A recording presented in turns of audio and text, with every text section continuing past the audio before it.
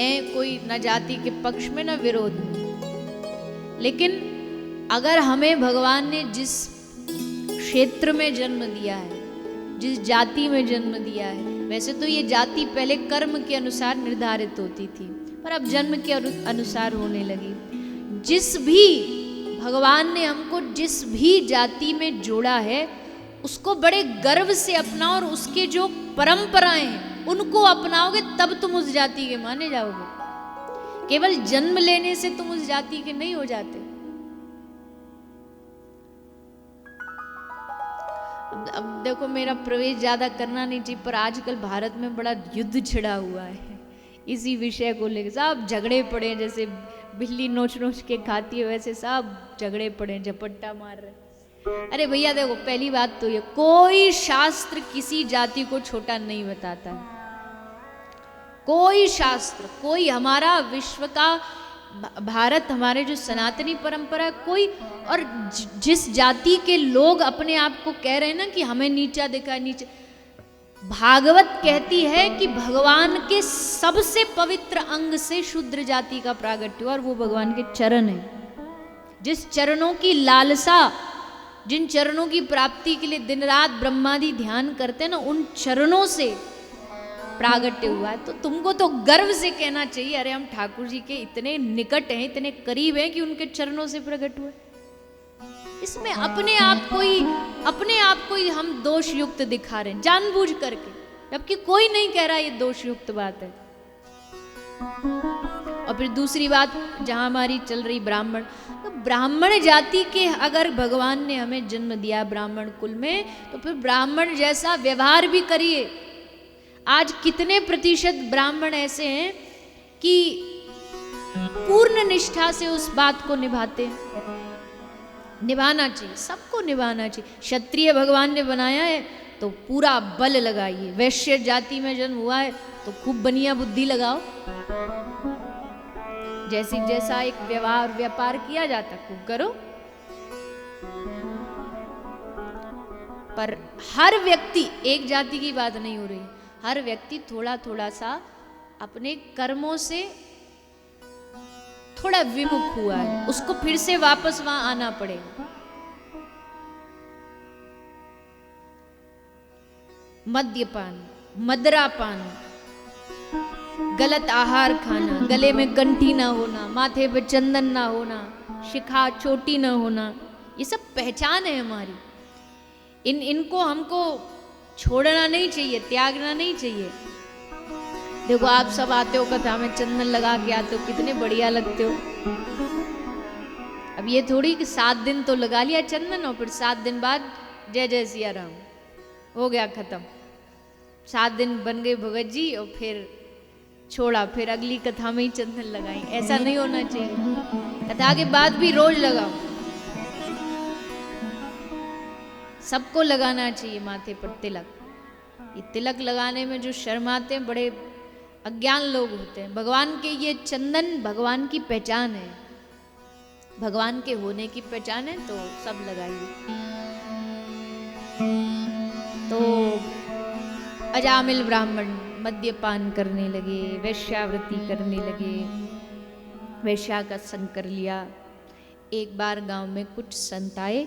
संतों में भी विशेष लिखा है कि भगवान श्री पराशर जी पधारे हैं, बड़े उदार हैं, उदार मना हैं। आए गांव वालों से, गांव वाले खड़े थे बाहर, सबसे पूछा, भैया इस गांव में सबसे बड़ा भक्त कौन है? क्योंकि साधु तो भक्त के घर ही खाता है। तो मजे लेने वाले लोग थे, परिहास किया। करी परिहास काई दुष्ट ने पठाए साधु। ले महाराज, इस गांव में तो एक ही भगत जी रहता, अजामिल, उसके घर चले जाओ, खूब सेवा होगी। सबको पता था रोटी तो खिलाएगा नहीं, गालियां देगा। तो हास परिहास में भेज दिया। आगे साधु संत दर्शन और संत सेवा करके वो जो वैश्या थी अजामिल की पत्नी, उसका थोड़ा मन बदल गया। उसको साधु की कृपा से थोड़ा मन परिवर्तन हुआ।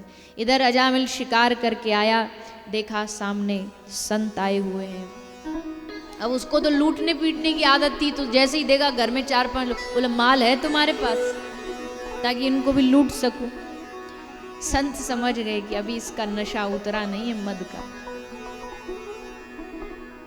तो वो जो वेश्या थी उसने कहा कि देखो आप चुप रहो, आप बोलो मत, ये बड़ी कृपा हुई है, ये जाके संतों से बस इतना कह देना कि आप सब हमारे घर पधारे, दर्शन आपने दिया, आप सबकी मुझ पर बड़ी कृपा हुई, बस इतना बोलना। अब अज्ञानी तो अज्ञानी भीतर जाके साधुओं से कह रहा है कि मैंने तुमको दर्शन दिया, ये बड़ी कृपा हुई तुम पर। साधु बोले हाँ भैया बड़ी कृपा हुई तेरी हम पर, जो तेरे जैसे महापुरुष का दर्शन हो गया। पर अब बता, तू ये बता कि हमको तू दक्षिणा में देगा क्या? बोले मैं दक्षिणा?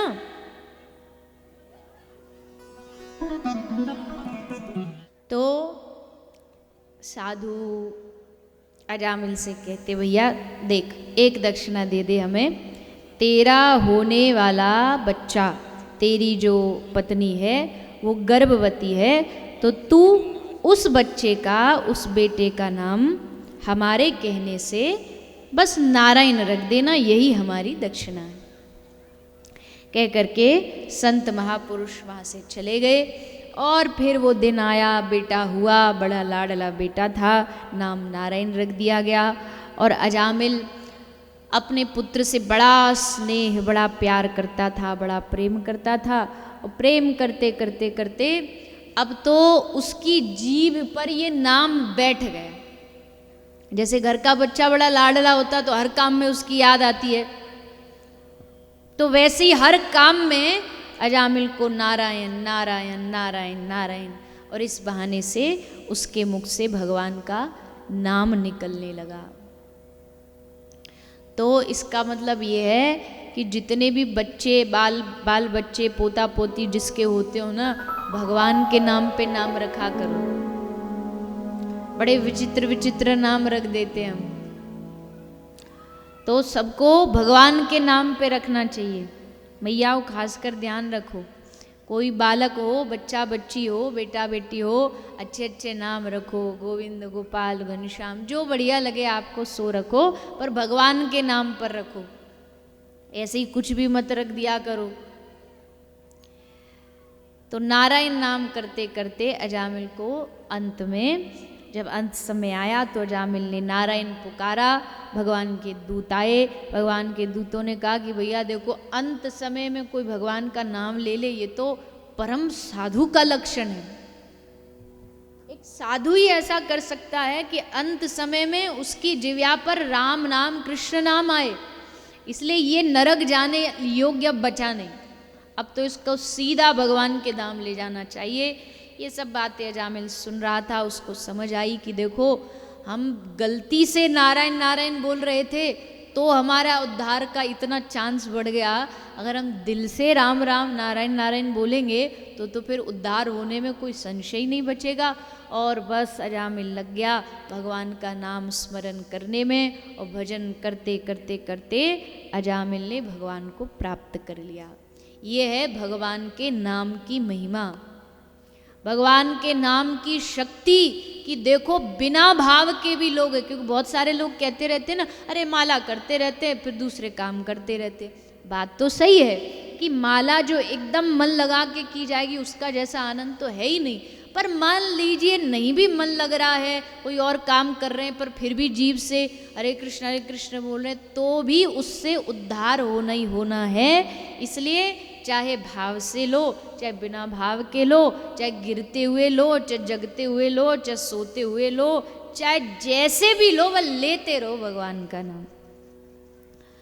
भगवान का नाम समस्त आपदाओं का, विपत्तियों का, पापों का, अशुभों का, सबका नाश कर देता है। इसलिए, और देखो कितना बढ़िया मौका है, जैसे आप इस क्षेत्र में ज़्यादातर सब कृषक हैं, किसान हैं, तो किसानी आप कर रहे हैं, खेती आप कर रहे हैं, खेती में पानी लगा रहे हैं, खेती में वो डाल रहे हैं, बीज डाल रहे हैं, तो उस समय शरीर ही तो काम करता है। शरीर से ही तो खेती बाड़ी की ध्यान रखनी होती है, मुंह से थोड़ी रखनी होती है, जीभ तो खाली होती है। तो उस समय जीभ से क्या करना है, खेत में पानी लगाते लगाते हरे कृष्ण कृष्ण कृष्ण हरे हरे, हरे राम राम राम। किसी भी समय भगवान का नाम लिया जा सकता है। अरे ये देश तो वो है जहां सदन कसाई जैसा एक भक्त हुआ जो मांस बेचते बेचते भगवान का नाम लेते लेते तर गए। भक्तमाल में एक भक्त आते, सदन कसाई, जन्म हो गया कसाई के घर में। अब क्या करें, पिता का कारोबार है, खानदान है कि मांस बेचना है, तो मांस बेचते थे। और मांस पता था कि ये गलत काम है, पर पिता ने कहा कि नहीं करना पड़ेगा। तो मांस बेचते बेचते भी उस दुकान के उस गद्दी पे बैठे बैठे भी भगवान का नाम लेते रहते, नाम स्मरण करते रहते। ऐसी कथा है सदन कसाई। दूसरी तरफ रैदास जी चर्मकार, जूते बनाते थे और जूते गढ़ते गढ़ते गढ़ते गढ़ते भगवान का नाम लेते रहते। और इतनी बड़ी पदवी कि मीरा जैसी महान भक्तांगना जो हुई हैं वो भी रैदास जी के चरणों में आके शिष्यत्व स्वीकार करती है। जूता बनाते थे और एक आदमी था, और रोज गंगा स्नान के लिए जाता था। तो जब वो गंगा स्नान के लिए जाता तो रैदास जी ने उसको कहा कि भैया मैं तो जा नहीं पा रहा हूँ, तो एक काम कर, एक केला प्रसाद था, तो कहा कि ये जा कर के तू गंगा जी को हमारी ओर से चढ़ा दे। तो वो आदमी वो प्रसाद केला लेकर के गया और गंगा जी को कहा, लो गंगा जी। वो अरे गंगा जी थोड़ी स्वीकार करेंगी, एक चर्मकार का, एक चमार के हाथों से दिया गया एक केला गंगा मैया क्यों स्वीकार करेंगी। सो ले उसने सोचा बस ऐसे ही कि डाल देते। अब जैसे उसने केला को किया, गंगा मैया ने एक हाथ बाहर निकाल लिया, गंगा जी से एक हाथ बाहर आया कि लाओ ये प्रसाद हमें दे दो। अब तो महाराज उसके दोनों आंखें खुली की खुली रह गई। बोले उसके हाथ का प्रसाद गंगा मैया अपने हाथ से स्वीकार करती। वो जाने को था कि गंगा जी ने उसको रोका। गंगा जी ने रोक के कहा कि रैदास ने मेरे लिए कुछ भेजा है, मैं भी तो कुछ भेजूं। तो दूसरा हाथ निकाल के गंगा जी ने एक बड़ा सुंदर जगमगाता, हीरो से जगमगाता स्वर्ण का एक कंगन दिया, सोने का, और कहा ये जाके रैदास को दे देना। अब भक्ति का अचंबा ऐसा होता है, भक्ति का आश्चर्य ऐसा होता है। अब वो जो ब्राह्मण था उसके मन में थोड़ा लालच आ गया। उसको लगा ये सोने का एक कीमती हीरे का कंगन रैदास रख के क्या करेगा, इससे बढ़िया तो इसको जाकर के हम अपनी पंडितानी को पहनाएंगे। सो ये उसके मन में गलत भाव आ गया, अपने घर जाने लगा। पर जैसे घर जाने को हुआ, किसी भी गली से जाता पर वो गली अंत में पहुंच जाती रैदास जी की दुकान पे, दूसरी गली से जाता फिर वहीं पहुंच जाता। अब तो महाराज उससे समझ में आ गई ये कोई बड़ा सिद्ध महापुरुष है। उसने जाके रैदास जी को बता दिया कि हमारी बुद्धि में ऐसे ऐसे आ गया था ये कंगन के बारे में। रैदास जी ने कहा तो सही तो कह रहे हो तुम, मैं क्या करूंगा इस कंगन को, जाओ आप अपनी पत्नी को दे दो। अब वो ले जा करके पत्नी को दिया। कुछ दिन बाद वो कंगन बेचा गया। वो बेचा तो वो सुनार का जो कंगन था वो रानी के पास चला गया, और रानी ने जिद की कि अब हमको दूसरा कंगन चाहिए। अब दूसरा कंगन कहाँ से लाए, जिसने बेचा उससे पूछा, ब्राह्मण से पूछा, अगर दूसरा कंगन नहीं ला के देगा तो फांसी पे चढ़ा देंगे। अब कहाँ से लाए, ब्राह्मण रोता रोता रैदास जी के पास आए, महाराज कुछ करिए कुछ करिए। बोले अभी करते लो। जिस उसको क्या बोलते हैं जिसमें चर्मकार अपना जल भर के रखते हैं, उसमें से रैदास जी ने हाथ डाला और हाथ डाल करके दूसरा वैसा की वैसा एक उसी कीमती हीरे मोती से जड़ा हुआ एक कंगन निकाल के ब्राह्मण को दे दिया कि लो ये भी ले जाओ। ये होता भक्ति की शक्ति, होता भक्ति का चमत्कार। अब ये भक्ति का चमत्कार क्यों हुआ, जूते गट रहे हैं पर उस समय भी भगवान नाम का स्मरण चल रहा है। इसलिए जो करो, जहाँ रहो, जो भी काम करो, चाहे जो भी कार्य भगवान ने सौंपा है, बस भगवान का नाम स्मरण करते रहो।